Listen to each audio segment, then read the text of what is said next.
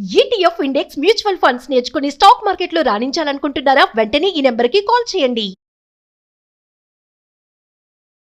నమస్తే, welcome back to Suman TV.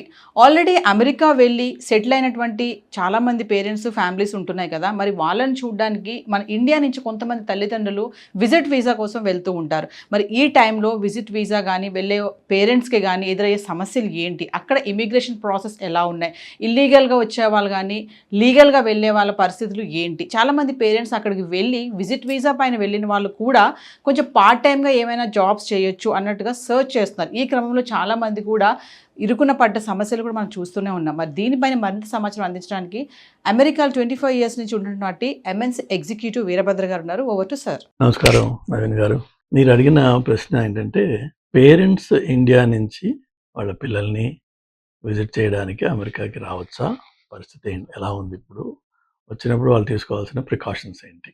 So క్లుప్తంగా దాని గురించి మాట్లాడదాము.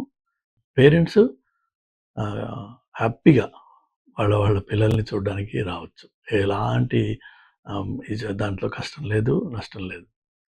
పిల్లలు ఇక్కడ ఉన్నట్టయితే వాళ్ళు పంపించే స్పాన్సర్షిప్ డాక్యుమెంట్స్, అలానే పేరెంట్స్ దయచేసి వచ్చే ముందు మీ పిల్లల గురించి వాళ్ళ నేమ్, పాస్పోర్ట్ నెంబర్, వాళ్ళ కరెంట్ అడ్రస్, వాళ్ళు ఎక్కడ జాబ్ చేస్తున్నారు, ఏ జాబ్ చేస్తున్నారు, ఎన్నేళ్ల నుంచి ఆ జాబ్ చేస్తున్నారు, అండ్ ఉన్న ప్రస్తుతం అడ్రస్ ఏంటి, ఫోన్ నెంబర్ ఏంటి, ఈమెయిల్ ఐడి ఏంటి, ఇట్లా basic details about your sponsor. పిల్లలైతే పిల్లలు, బ్రదర్ అయితే బ్రదరు, సిస్టర్ అయితే sister, but who ever is your sponsor, వాళ్ళ పేర్లు, వాళ్ళ డీటెయిల్స్ ఒక డాక్యుమెంట్లో మీరు చక్కగా 1 పేజ్లో చేసి మీ దగ్గర పెట్టుకోండి. ఆఫీసర్స్ ఆపి పోర్ట్ ఆఫ్ ఎంట్రీలో అడుగుతారు అందరినీ. అడగకుండా ఎవరికి B1 B2 వీసా ఇవ్వరు. So they last basic purpose ఏంటి, ఎందుకు వచ్చావు ఇక్కడికి అంటే, నా బ్రదర్నో సిస్టర్నో కొడుకునో కూతురునో చూడడానికి వచ్చానని చెప్తాం. వాళ్ళ గురించి డీటెయిల్స్ అడుగుతారు. వాళ్ళు ఇక్కడ ఎన్ని రోజుల నుంచి ఉన్నారు, ఎక్కడ ఉంటున్నారు, ఏం చేస్తారు అడుగుతారు. వాటికి మనము ఏది చూడకుండా ఆన్సర్ చెప్పకూడదని ఎక్కడ లేదు. Hey officer, I have all my details, I have noted down here and they. Own కొడుకు కూతురు గురించి మనము రాసుకుని చెప్తే వచ్చే నష్టమేం లేదు. బ్రదర్ సిస్టర్ గురించి చెప్తే నష్టమేం లేదు. ఎందుకు రాసుకున్నావు? నాకు ఇన్కన్సిస్టెన్సీ ఉండకుండా క్లియర్గా ఉండాలని చెప్పి రాసి పెట్టేసుకున్నాను నేను. హియర్ ఆర్ ది ఆన్సర్స్ అని చెప్పి చెప్పారు. దర్జాగా చెప్పచ్చు, ఎలాంటి భయం. అలానే ఇన్కన్సిస్టెన్సీ లేకుండా, అది ఇంపార్టెంట్. ఏంటంటే మన జవాబులు ప్రశ్న మారిన కొద్దీ అవతల వాడికి అనుమానం వస్తుంది.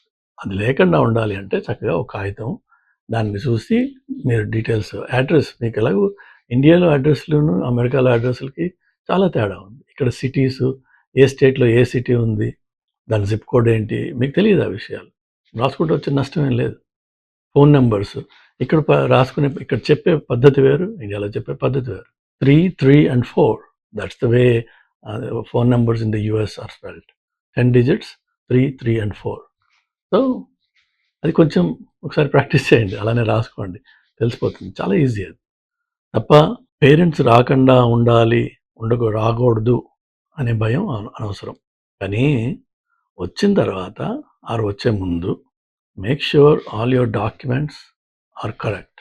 ఏది ఫేక్, ఫాల్తూ, అబద్ధము, అలానే స్పెల్ మిస్టేక్స్, ఇన్కన్సిస్టెన్సీస్, అంటే మన ఇన్విటేషన్లో ఉన్న అడ్రస్, పాస్పోర్ట్లో ఉన్న అడ్రస్, ఇవి రెండు ఒకటా కాదా? ఒకవేళ తేడా ఉంటే ఆ తేడాని మనం ముందే రికార్డ్ చేసుకుని వాడు అడగంగానే జవాబు చెప్పడానికి రెడీగా ఉండాలి. బికాజ్ ఇల్లు మారచ్చు మనం, ఇక్కడ పాస్పోర్ట్స్ ఎవ్రీ 10 years రెన్యూ అవుతాయి కదా. So have your answer ready and కాన్ఫిడెంట్గా చెప్పండి, ఏం ప్రాబ్లం లేదు, మిమ్మల్ని ఎవరు ఆపరు, ప్రొవైడెడ్ మీ దగ్గర డీటెయిల్స్ ఉన్నాయి.